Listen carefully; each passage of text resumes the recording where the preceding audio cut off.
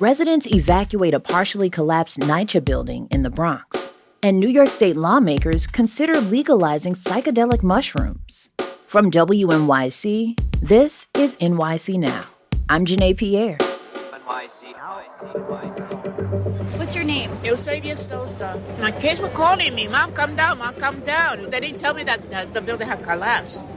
So I just worried about my puppy. They were so scared that they ran under the bed and I couldn't pull them out. Okay, Mom. It's okay. It's okay. We're gonna get them. We're gonna get your dogs. You hear me? It's all right. You here? You alive? You good? We begin in the Bronx, where a public housing tower partially collapsed Wednesday morning, forcing residents to evacuate. Emergency responders were called to NYCHA's Mitchel houses in Mott Haven just after 8 as the day was beginning. WNYC's Brittany Kriegstein was on the scene. She joins us now with the latest. So, Brittany, what exactly happened?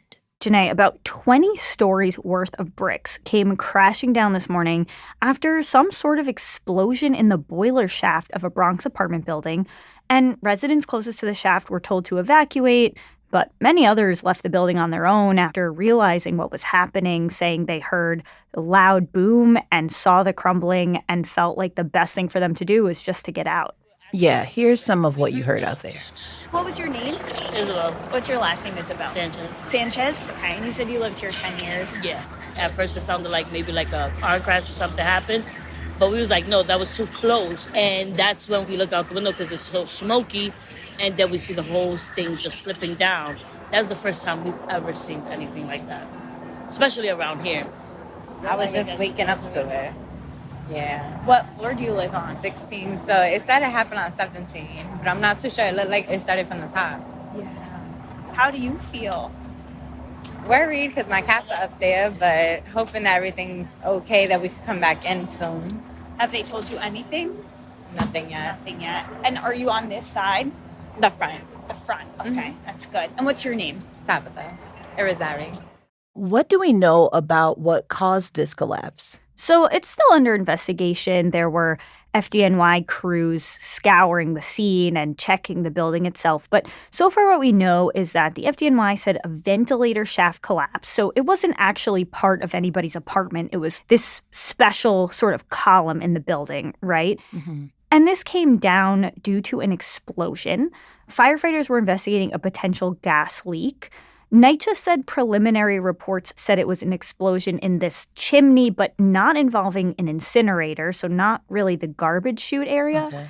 So they're trying to figure out if it was directly related to one of the building's boilers, if the boiler was maybe just turning on or being inspected for the first time, ahead of winter. Yeah. These are all the details that are still coming out.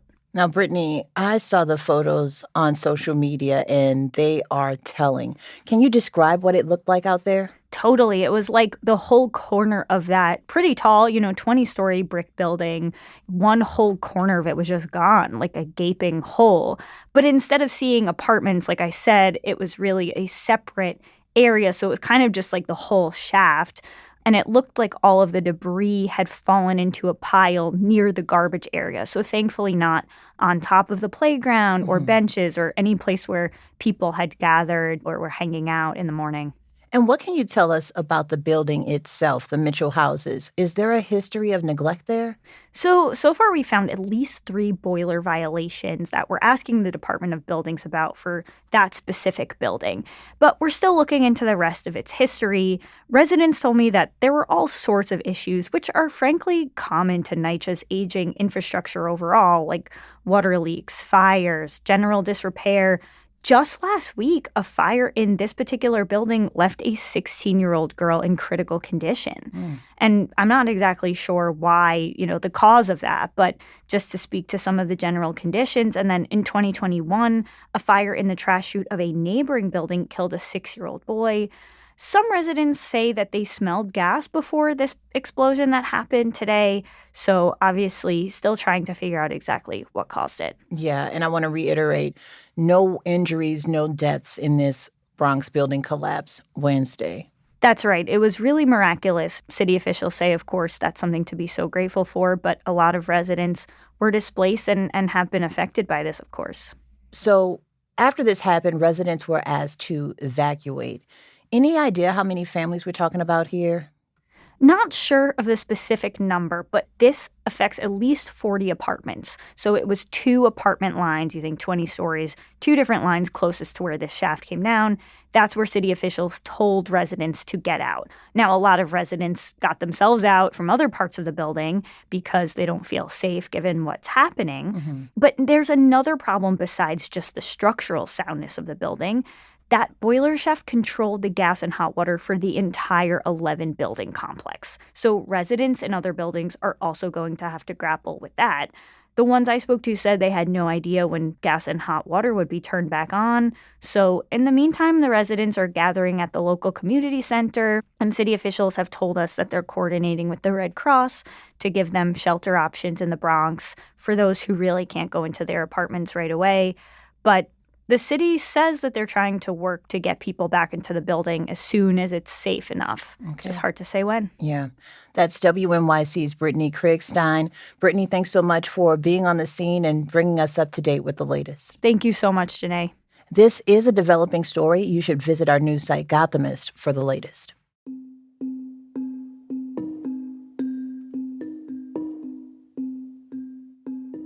In other news, the Trump administration is halting funds for 2 of New York's biggest infrastructure projects, the 2nd Avenue subway extension into East Harlem and the Hudson River train tunnels being built as part of the Gateway program. Trump officials say New York State is violating the Constitution by requiring a percentage of the work on the projects go to minority and women-owned businesses. It's a practice used in states across the country that the feds have made a central issue this year.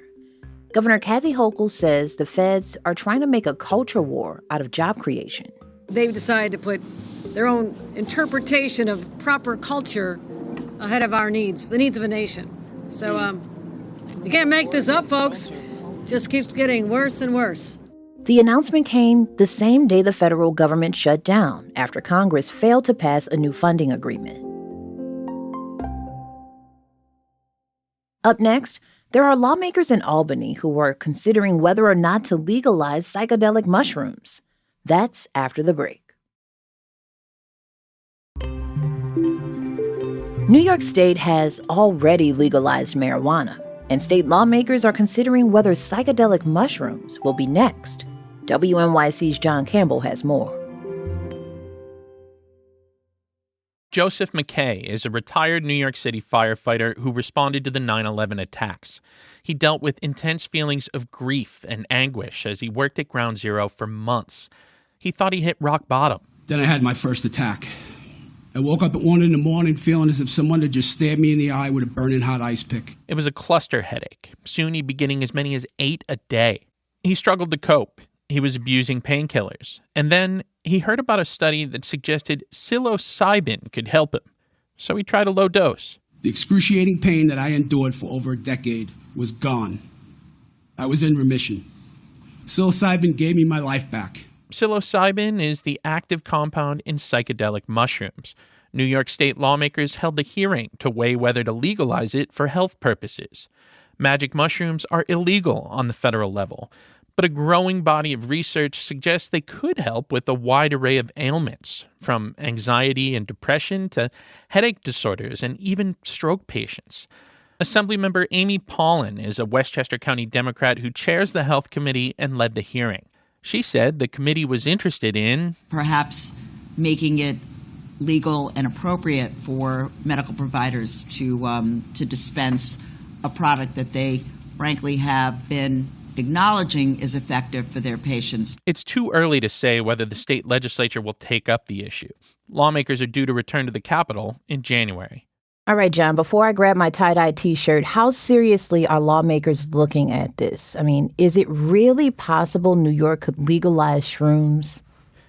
It's possible, but it's certainly not a done deal by any stretch. I mean, yes, psychedelic mushrooms are illegal on the federal level, but, the FDA has taken some steps in recent years to make it easier to research their effect on human health. So far, 3 states have legalized them for medicinal purposes, and there are state lawmakers out there that want to make New York the 4th. So that's why they held the hearing on Tuesday, to gather more information and kind of get the ball rolling on the issue. There's a couple different bills in Albany already that would authorize mushrooms for medical purposes, and even one that would permit them for recreational purposes, too. Those bills weren't put to a vote this year. Did the hearing move the needle at all? That's still unclear, but what was clear is that the lawmakers who were there at the hearing were taking it quite seriously. I spoke to Assemblymember Paulin afterwards. She's the lawmaker who chairs the Health Committee and led the hearing. She told me she's ready to push for it, and that's significant because she has a history of taking on some really weighty bills and actually getting them passed. And, you know, Janae, it was also interesting to me that the Republicans at the hearing were quite engaged. A lot of times at legislative hearings, it kind of turns into this partisan battle between Democrats and Republicans, and they kind of ask different questions to push their point of view. But that really wasn't the case at this hearing. A lot of the questions were pretty substantive. I mean, it seemed like lawmakers on both sides of the aisle really wanted to learn. I'm wondering if this is any different than the approach to legalizing marijuana. Well, it's similar in the sense that first came medicinal marijuana, then came recreational marijuana. And so first you're seeing a push for medicinal mushrooms, if you want to call them that. I mean, M&Ms. Yeah, it is some nice alliteration there. But some people are kind of viewing it as the first step. They are pointing to the growing body of research that shows that psilocybin in mushrooms, we should say it's shown promise with treating a variety of ailments. But some people say more research needs to be done. And that's kind of the crossroads where we're at right now. That's WNYC's John Campbell. Thanks a lot for joining us. Thank you.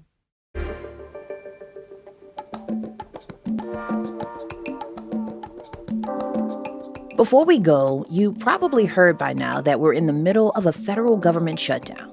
Just a heads up, the shutdown won't immediately impact food stamp benefits for recipients in the Empire State. That means SNAP recipients will still be able to use their EBT cards in the grocery store through October, and New Yorkers will still be able to apply for benefits. Almost 2 million New York State residents rely on SNAP to help cover their grocery costs. Thanks for listening to NYC Now from WNYC. I'm Janae Pierre. We'll be back tomorrow.